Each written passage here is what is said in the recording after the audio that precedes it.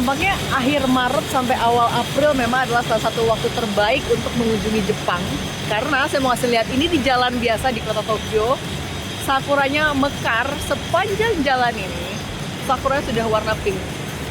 Kenapa jadi waktu terbaik? Karena sakura mekar hanya dalam waktu yang singkat ya. Artinya mereka bertahan kalau pakai di pohon hanya sekitar 1-2 minggu saja, 10-14 hari kurang lebih. Memang ada beberapa jenis sakura yang bisa bertahan lebih lama dari itu, tapi rata-rata ya maksimal mungkin sekitar 2 minggu. Dan di awal April saya di Tokyo pun juga sebenarnya sudah mulai gugur, tapi mungkin karena faktor angin, cuaca, dan juga karena dari kemarin hujan. Tapi meskipun gugur, betul-betul tidak mengurangi keindahannya sedikit pun. Saya itu sampai di Tokyo sekitar akhir Maret, tanggal 29 Maret, dan sekarang sudah awal April.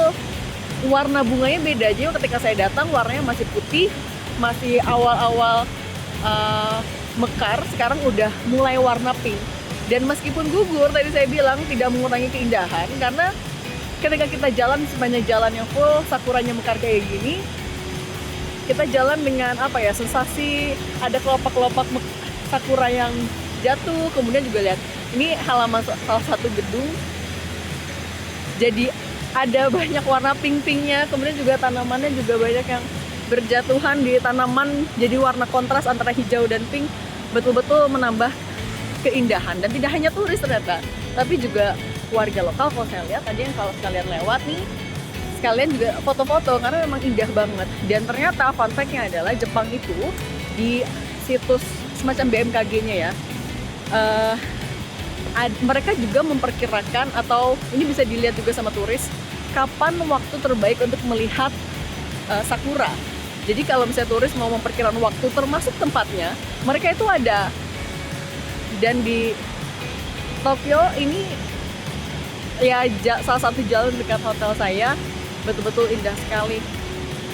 Dan yang menyenangkan juga ketika kita berkunjung ke Jepang adalah jalannya bersih, gak ada sampah sembarangan sama sekali di satu jalan ini tadi saya lewat.